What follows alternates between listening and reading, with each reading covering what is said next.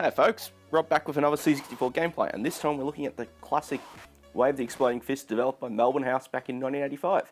Now, growing up, I actually never really played this that much. Admittedly, I was a bigger fan of international karate as I'd gotten my hands on that first, and for a lot of reasons I just clicked with it. I played this once or twice and never really gelled with it, but getting it recently for the collection and firing it up now, I have to admit I'm actually really starting to dig it. So we'll dive in and have a play. So as you can tell, it's like international karate. It's inspired, of course, by Karate Champ. You know, the idea is you have your head-to-head duel with another character, with another player, which can be, I'm playing single player, but you can, of course, play against a friend.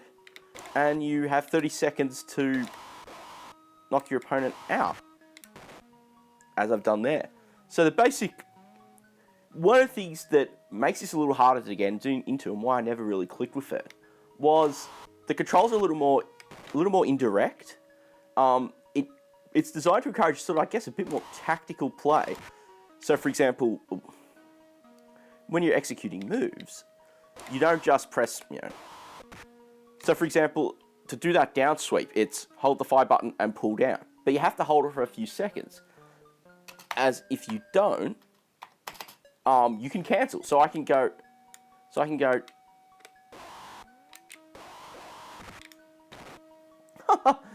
You can see that 13,000 score was one of my previous plays before playing. But so I want to do a flying kick, which is up and fire. I can just, if I hold it down, I'll execute the move like that. But if I press up and tap fire and let go, so hold fire and quickly tap up, I won't execute moves. So it allows me to cancel out. And there's a whole wide array of moves, and some of them are actually literally consistent. Like moving backward, you have to do that reverse flip, it's move the joystick to the lower left. Whereas in international karate, it's sort of like diagonal up, up left,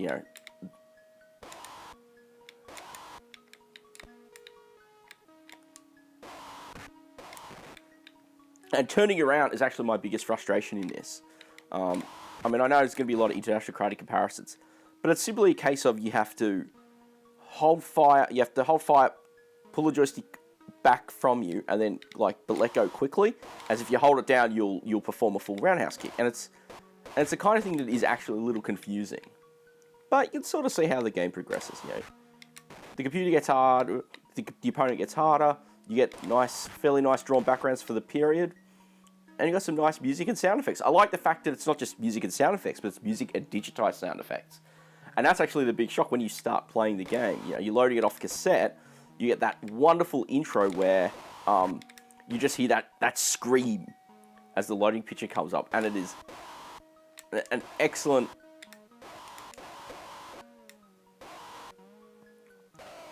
Oh!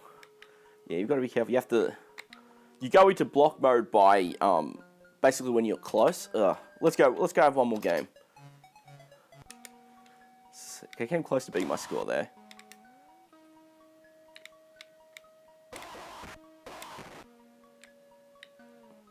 But yeah, once you get used to the moves, the actual controls work. The actual controls work really well. I find that everything's responsive. It's responsive.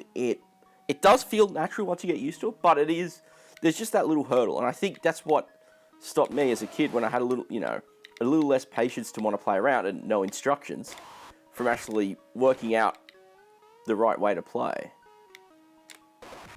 And the thing I find is the fact the pace is a little slower. It feels the game feels a little more enjoyable as a single player experience as a result. Again, like as I said, looking at international karate.